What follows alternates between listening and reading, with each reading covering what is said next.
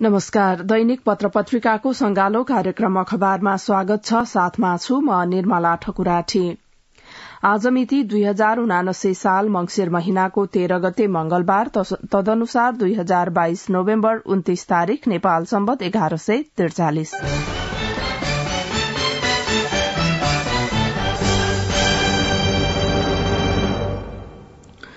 हिजो काठमाण्डु महानगरपालिकाले बागमती नदी किनारमा रहेका अवैध संरचना तथा बस्ती हटाउन शुरू गरेपछि सो क्षेत्र हिजो तनावपूर्ण रह्यो। यसै प्रसंगलाई अधिकांश पत्र पत्रिकाले प्राथमिकताका साथ समाचार बनाएका छन्।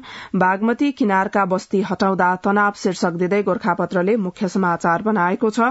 काठमाण्डु महानगरपालिका कामपाले प्रसिद्ध बागमती नदी किनारमा रहेका अवैध संरचना तथा बस्ती हटाउन शुरू गरेपछि हिजो थापाथली क्षेत्रमा तनाव भएको छ। काठमाण्डु महानगरपालिकाको नगर प्रहरी अवैध बस्ती हटाउन हिजो डोजर सहित थापाथली स्थित सुकुम्बासी बस्तीमा पुगेपछि स्थानीयले नगर प्रहरीमाथि घरेलु हतियार सहित ढुंगा मुढ़ा प्रहार गरेका थिए। स्थानीयको आक्रमणबाट नगर प्रहरी बलका प्रमुख राजु पाण्डे सहित 17 जना नगर प्रहरीहरू घाइते भएको महानगर प्रहरी बलका प्रहरी उपरीक्षक दिनेश अर्यालले जानकारी दिनुभयो। सुकुम्बासी बस्ती हटाउने क्रममा स्थानीयले महानगर प्रहरी बलमाथि भौतिक आक्रमण शुरू गरेपछि स्थिति नियन्त्रणमा लिन प्रहरी टोली समेत परिचालन गरिएको थियो। बागमती सभ्यता सर्वाधिकार सम्पन्न समितिले सो सुकुम्बासी बस्ती हटाउन सूचना जारी गरेको थियो। तोकिएको समयभित्र स्थानीयले अवैध संरचना नहटाएपछि महानगर प्रहरी डोजर सहित सुकुम्बासी बस्तीमा पुगेको थियो। काठमाण्डु महानगरपालिकाका प्रवक्ता नवीन मानन्धरले ठूलो संख्यामा स्थानीय प्रदर्शनमा उत्रिएपछि महानगर प्रहरी बल बस्तीतर्फ नगई आवश्यक तयारीका लागि फिर्ता गरिएको जानकारी दिनुभयो। काठमाण्डुको प्राचीन सभ्यताका रूपमा रहेका बागमती, विष्णुमती लगायतका नदी किनारमा वर्षौंदेखि अवैध बस्ती र संरचना रहँदा शहरको सुन्दरता र नदीको स्वच्छतामा समेत हरास आउँदै गएको छ। अधिकार सम्पन्न बागमती सभ्यता एकीकृत विकास समितिले गत कार्तिक 24 गते 10 दिनको म्याद सहित 4 मंगिरसम्म अन्तिम म्याद राखी बस्ती खाली गर्न सूचना जारी गरेको थियो। सो दिन निर्वाचनको समय रहेकाले थप 1 हप्ताको समयमा समेत बस्ती खाली नभएपछि नदी किनारमा अनधिकृत रूपमा निर्माण भएका घर टहरा तथा निर्माण सामग्री र सवारी साधन हटाउन महानगरको टोली सुकुम्बासी बस्तीमा पुगेको थियो।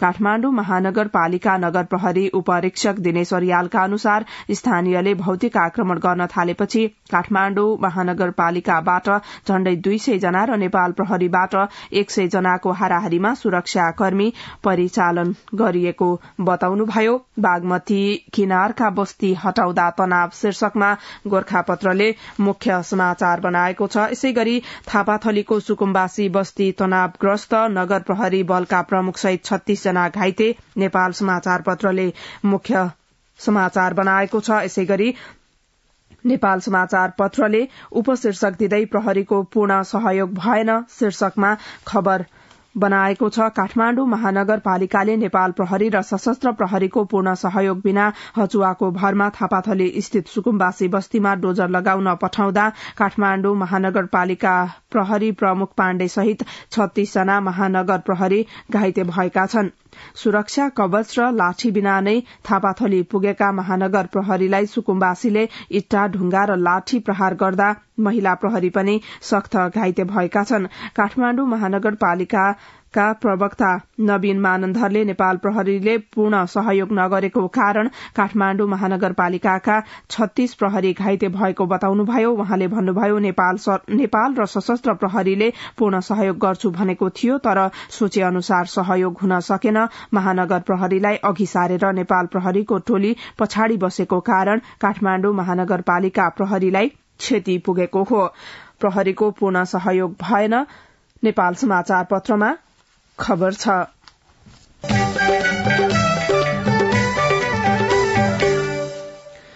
सरकार गठनबारे परामर्श तीव्र, प्रधानमन्त्रीका दावेदार धेरै शीर्षकमा गोरखापत्रको अग्र पृष्ठमा प्राथमिकताका साथ छापिएको समाचार छ।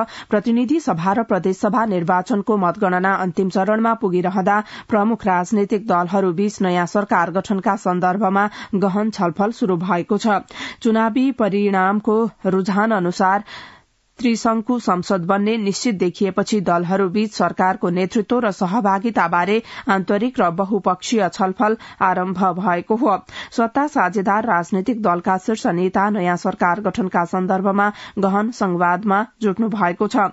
प्रधानमन्त्री निवास बालुवाटारमा हिजो प्रधानमन्त्री एवं नेपाली कांग्रेसका सभापति शेरबहादुर देउबा, नेपाल कम्युनिष्ट पार्टी माओवादी केन्द्रका अध्यक्ष पुष्पकमल दाहाल प्रचण्ड र नेपाल कम्युनिष्ट पार्टी एकीकृत समाजवादीका अध्यक्ष माधव कुमार नेपाल बीच चुनावी परिणामको समीक्षासँगै नयाँ सरकार गठनबारे छलफल भएको छ।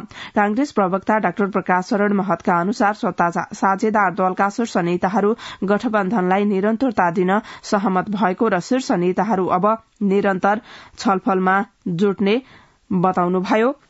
सरकार गठनबारे परामर्श तीव्र, प्रधानमन्त्रीका दावेदार धेरै गोरखापत्रको अग्र पृष्ठमा खबर छ।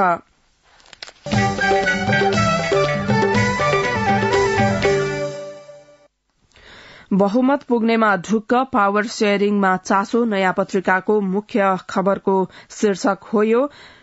प्रधानमन्त्री एवं कांग्रेस सभापति शेरबहादुर देउबाले आफ्नै नेतृत्वमा सरकार गठनका लागि चौतर्फी अग्रसरता बढ़ाउनु भएको छ। उहाँले संसदीय दलको नेता बन्न पार्टीभित्र र प्रधानमन्त्री बन्न सत्ता साझेदारसँगै अन्य दलका नेतासँगको संवादलाई तीव्रता दिनुभएको छ। प्रधानमन्त्री देउबाले हिजो माओवादी अध्यक्ष प्रचण्ड र एकीकृत समाजवादीका अध्यक्ष माधव नेपालसँग चुनावी समीक्षा र भावी सरकार गठनका विषयमा छलफल समेत गर्नु भएको छ। गठबन्धनका नेता जोसँग संवादमा छन् उपशीर्षक दिँदै नयाँ पत्रिका अगाडि लेख्छ, बहुमतले सुनिश्चितता गर्न गठबन्धनका शीर्ष नेताले अन्य साना दल र स्वतन्त्रसँग पनि संवाद थालेका छन्। प्रधानमन्त्री शेरबहादुर देउबाले राप्रपा अध्यक्ष राजेन्द्र लिङदेन र जनमत पार्टीका अध्यक्ष सीके रावतसँग फोन संवाद गर्नुभएको छ। प्रचण्डले दिल्ली बजार कारागारमै पुगेर नागरिक उन्मुक्ति पार्टीका नेता रेशम चौधरीसँग भेट गर्नुभएको थियो। वहाँले पार्टी अध्यक्ष रंजिता श्रेष्ठसँग पनि छलफल गर्नुभएको छ। त्यस्तै 2 सीट रहेको प्रभु शाहको समूह र स्वतन्त्र जितेका अमरेश कुमार सिंहसँग पनि सत्ता गठबन्धनका नेता सम्पर्कमा रहनु भएको छ। सरकार गठनमा एमालेको पनि गृह कार्य, माओवादीलाई सत्ता गठबन्धनबाट निकाल्न सके बहुमत जुटाउन सहज, नयाँ पत्रिका अगाडि लेख्छ। सत्ता गठबन्धन नफुटाइकन राष्ट्रिय स्वतन्त्र पार्टी सहित अन्य साना दल र सबै स्वतन्त्र सांसद जोड्दा पनि एमाले बहुमत जुटाउन सक्ने देखिँदैन। एमाले, राप्रपा र जसपाको प्रत्यक्ष र समानुपातिक तर्फ गरी 105 सांसद पुग्ने देखिन्छ। बहुमतका लागि अझै 33 सांसद अपुग हुन्छन्। स्वतन्त्र पार्टीले 22, प्रत्यक्षमा 7 र समानुपातिकमा 15 सीट ल्याउने देखिन्छ।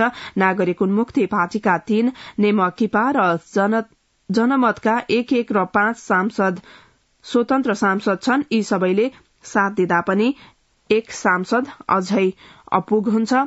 यसैगरी प्रधानमन्त्री बन्न कांग्रेस नेताहरूको दौड़धूप शीर्षक दिँदै नयाँ पत्रिकाले अगाडि लेखेको छ, वरिष्ठ नेता रामचन्द्र पौडेलले 10 मंगिरमा बालुवाटार पुगेर सभापति शेरबहादुर देउबासँग र सोमबार कोटेश्वर पुगेर एकीकृत समाजवादीका अध्यक्ष माधव नेपालसँग छलफल गर्नुभयो। वहाँ माओवादी अध्यक्ष प्रचण्ड र पार्टीका नेताहरूसँग निरन्तर टेलिफोन सम्पर्कमा हुनुहुन्छ। 5 मंगिरमा सभापति देउबालाई भेट्नुभएका नेता प्रकाशमान सिंहले 11 मंगिरमा बालकोट पुगेर एमाले अध्यक्ष केपी ओलीसँग पनि छलफल गर्नुभयो। पूर्व महामन्त्री शशाङ्क कोइरालाले पनि चुनाव जितेर काठमाण्डु फर्किए लगत्तै हिजो आफू निकटसँग छलफल गर्नुभएको छ। अर्का नेता शेखर कोइराला अहिले मोरङमै हुनुहुन्छ। काठमाण्डु फर्किएपछि छलफल गर्ने उहाँको तयारी छ। महामन्त्री गगन थापा ब्याक नहुने रणनीति सहित अगाडि बढ़नु भएको छ। शेखर काठमाण्डु फर्केपछि छलफल गर्ने उहाँको योजना छ। बहुमत पुग्नेमा ढुक्क, पावर शेयरिङमा चासो नयाँ पत्रिकाको मुख्य समाचार हो यो।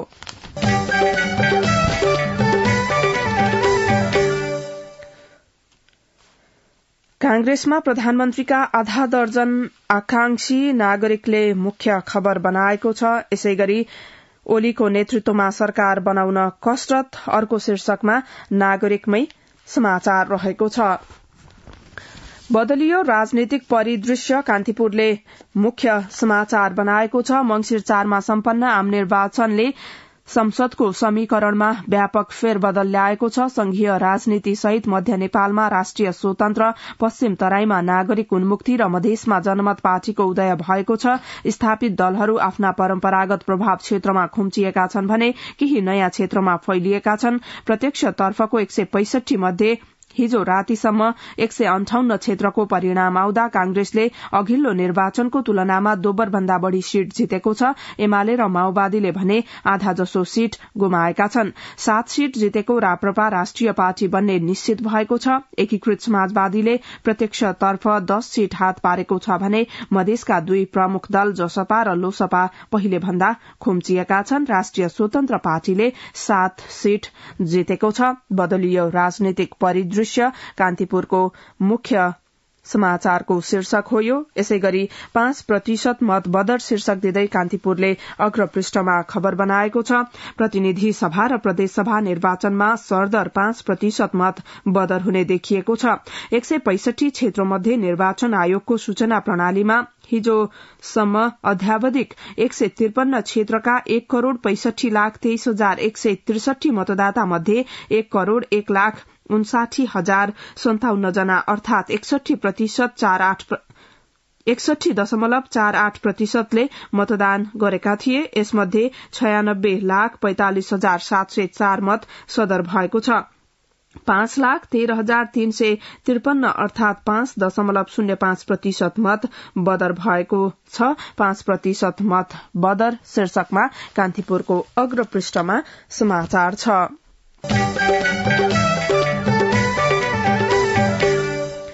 अब के छ संसदको प्रक्रिया शीर्षकमा अन्नपूर्णले अग्रपृष्ठमा समाचार बनाएको छ। चुनावको परिणाम आइसक्नै लागेको छ। कुन दलले कति सीट ल्याउला भन्ने दृश्य समेत आइसकेको छ। अब कुन कुन दल मिलेर सरकार बनाउने हुन् भन्नेमा सबैको ध्यान छ। दलहरूले यसबारे छलफल पनि थालेका छन्, तर त्यसका लागि संसद बस्नुपर्ने हुन्छ। राष्ट्रपतिले प्रतिनिधि सभाका लागि भएको निर्वाचनको अन्तिम परिणाम घोषणा भएको मितिले 30 दिनभित्र संघीय संसदको अधिवेशन आह्वान गर्नेछ। संविधानको धारा 93(1) मा लेखिएको छ। त्यसपछि यस संविधान बमोजिम राष्ट्रपतिले समय समयमा दुवै वा कुनै सदनको अधिवेशन आह्वान गर्नुहुनेछ। नवनिर्वाचित प्रतिनिधि सभा सदस्यका लागि गर्नुपर्ने व्यवस्थापन गरिरहे पनि संसदीय प्रक्रियाका लागि निर्वाचन आयोगको पत्रको प्रतीक्षामा बस्नुपर्ने संघीय संसद सचिवालयका प्रवक्ता रोजनाथ पाण्डेको भनाई छ। नयाँ संसदको शपथपछि हुने अन्य प्रक्रिया अघि बढ़ाउन आयोगले पठाएको अन्तिम नामावलीबाट मात्र सम्भव हुने कर्मचारीको भनाई छ। अब के छ संसदको प्रक्रिया अन्नपूर्णको अग्रपृष्ठमा समाचार छ।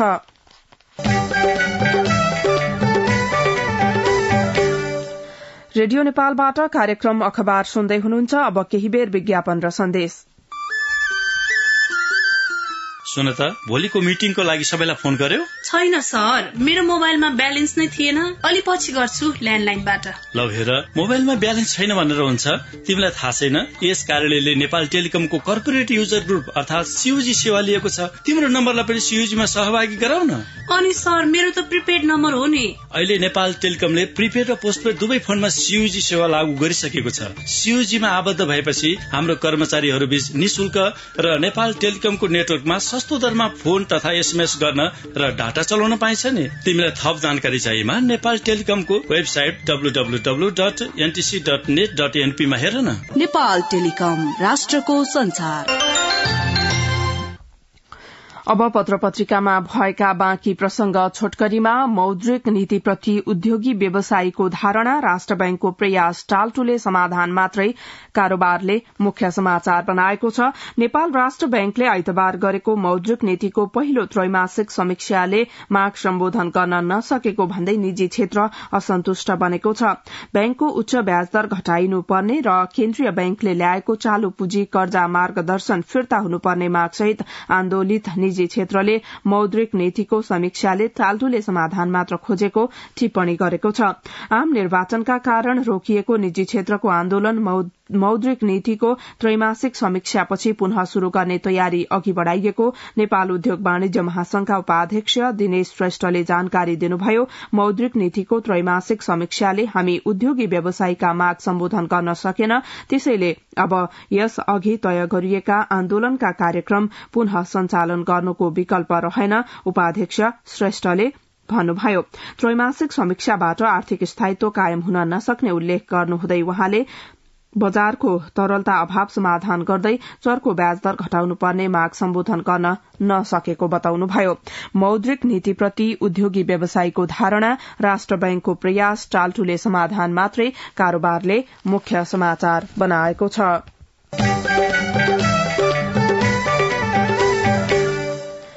किसानको धान किन्ने 1.25 अर्ब बजेटमा अर्थको अवरोध शीर्षकमा कान्तिपुरको अर्थ पृष्ठमा खबर छ। निर्वाचनको मुखमा मतदातालाई प्रभावित पार्ने गरी सरकारले 45 अर्ब 28 करोड़ भन्दा बढ़ी रकमान्तर, स्रोतान्तर र थप निकासा गरिदियो। सत्ता गठबन्धनका प्रभावशाली नेताका गृह जिल्ला छानेरै रकम दियो। वार्षिक बजेटमै नराखिएका योजना तथा कार्यक्रमका लागि अर्थमन्त्री जनार्दन शर्माकै गृह जिल्लामा मात्र 57 करोड़ 85 लाख दिइयो। चुनावी संघारमा प्रधानमन्त्री शेरबहादुर देउवा र अर्थमन्त्री जनार्दन शर्माको ठाडो निर्देशनमा 9 थरी व्यापारका लाइसेन्स बाँड्न पहल गरियो। आचार संहिता लागू भएपछि दूरगामी प्रभाव पार्ने निर्णय गर्न नहुने मान्यता विपरीत धितोपत्र बजार, धितोपत्र ब्रोकर, बीमा कम्पनी, वस्तु बजार लगायत क्षेत्रमा लाइसेन्स वितरण गर्ने तयारी गरियो। त्यसको एउटा उदाहरण हो लघु बीमामा लाइसेन्स वितरण। यसका लागि आइतबार मात्र नेपाल बीमा प्राधिकरणले लघु बीमाको लाइसेन्स दिन 7 कम्पनी छानिसकेको छ। कृषि उत्पादन 30% बढ़ाउने लक्ष्य प्रस्तुत गर्नुभएका अर्थमन्त्री शर्माले आगामी वर्षका लागि रासायनिक मलको बजेट झण्डै 50%ले घटाइदिनुभयो। गत वर्ष 27 अर्ब निकासा दिएको सरकारले आगामी वर्षका लागि 15 अर्ब रूपियाँ मात्र छुट्याएको छ। आर्थिक वर्ष 2079-80 को बजेटमा धान, गहुँ, मकै र दूध लगायत कृषि उत्पादनको न्यूनतम समर्थन मूल्य तोकिने र उक्त मूल्यमा तोकिएका खाद्यान्न बाली, खाद्य व्यवस्था तथा व्यापार कम्पनी लिमिटेड लगायत संस्थाले खरिद गर्ने व्यवस्था मिलाइने उल्लेख छ। समर्थन मूल्य र खरिद मूल्य बीच अन्तर हुन गए शोध भर्ना उपलब्ध गराउने व्यवस्था मिलाएको छु, बजेट वक्तव्य जारी गर्दै अर्थमन्त्री शर्माले भन्नुभएको थियो। तर वास्तविकतामा भने फरक छ। उल्लेखित उदाहरण हेर्दा सजिलै बुझ्न सकिन्छ अर्थ मन्त्रालय किसानका मुद्दामा कति उदासीन छ भन्ने। किसानको धान किन्ने 1.25 अर्ब बजेटमा अर्थको अवरोध, कान्तिपुरको अर्थ पृष्ठमा समाचार छ।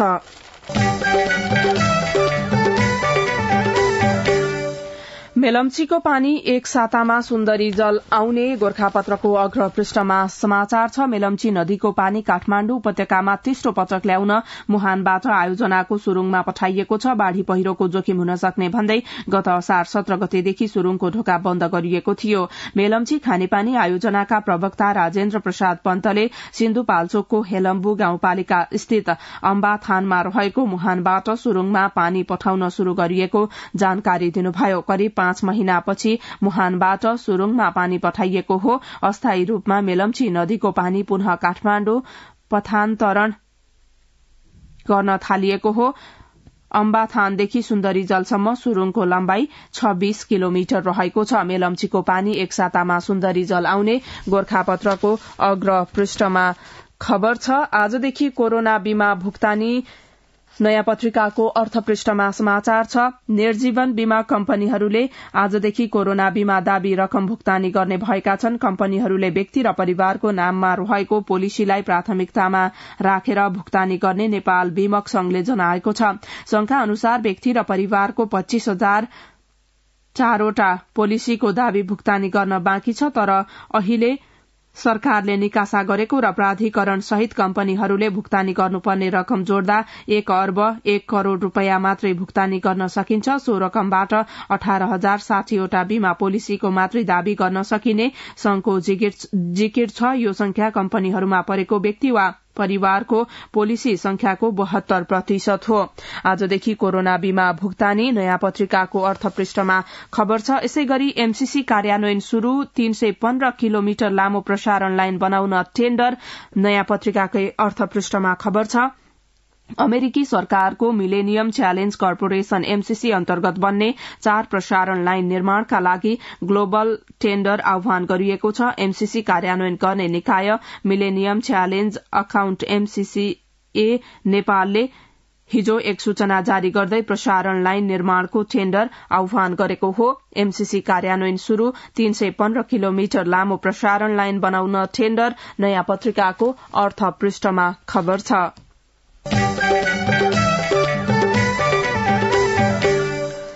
अब कार्यक्रममा सम्पादकीय मेलम्ची खानेपानी आपूर्ति स्थायी गर शीर्षक दिँदै कारोबारले सम्पादकीय बनाएको छ। राजधानी काठमाण्डुका बासिन्दालाई खानेपानी खुवाउने लक्ष्य राखेर निर्माण गरिएको मेलम्ची खानेपानी आयोजनाबाट वर्षैभरि पानी आपूर्ति हुने नहुनेमा आशंका बढ़ेको छ। काकाकुल राजधानीलाई पानी खुवाउने सपना बाँड्न थालेको 2 दशक भन्दा धेरै समय लगाएर 2077 चैत्रमा मेलम्चीको पानी काठमाण्डु उपत्यकामा आउन शुरू भएको थियो। तर पानी आपूर्ति शुरू भएको 3 महिना नपुग्दै आएको प्राकृतिक विपत्तिले आयोजनालाई फेरि अनिश्चित बनाएको छ। 2078 असार 1 मा मेलम्ची नदीको जलाधार क्षेत्रमा आएको भीषण बाढ़ी र पहिरोले आयोजनाको मुहानमा बालुवा सहितको गेग्रान थुपारेपछि तत्कालै पानी आपूर्ति रोकिएको थियो। त्यसपछि वर्षातको मौसममा नदीमा बालुवा सहितको लेदो आउन रोकिएको छैन। यो समस्याले बर्खाभरि पानी ल्याउन नसकिने र हिउँदमा मात्र ल्याउन मिल्ने भएपछि 12 महिना आयोजनाबाट पानी आपूर्तिमा समस्या आएको छ। मेलम्ची खानेपानी आपूर्ति स्थायी गर शीर्षक दिँदै कारोबारले सम्पादकीय बनाएको छ। अर्थतन्त्रमा सुधार अपेक्षा शीर्षकमा गोरखापत्रले सम्पादकीय बनाएको छ। कोरोना भाइरस कोविड-19 प्रभावपछि रूस र युक्रेन युद्धको बाछिटाले थनिएको नेपाली अर्थतन्त्र अझै पनि पूर्ण रूपले बौरिसकेको छैन। बैंक तथा वित्तीय संस्थामा लगानी योग्य पुँजी तरलताको अभाव छ। महँगी बढ़ेको छ र रोजगारी खुम्चिएको छ। कतिपय परिसूचकमा केही आशा जाग्न थाले पनि त्रास बाँकी नै छ।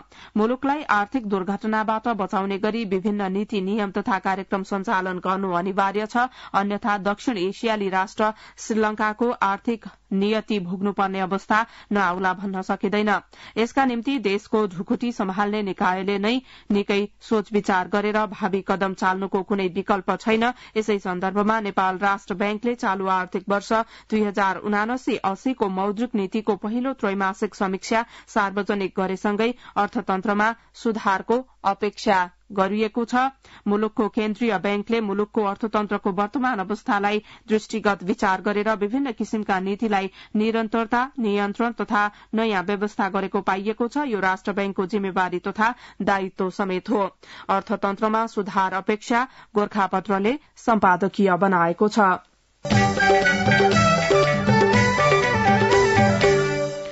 यो सँगै कार्यक्रम अखबारको निर्धारित समय सकियो। यसपछि कार्यक्रम अन्तर्संवाद सुन्न सक्नुहुनेछ। प्रविधिमा शंकर भण्डारीलाई धन्यवाद।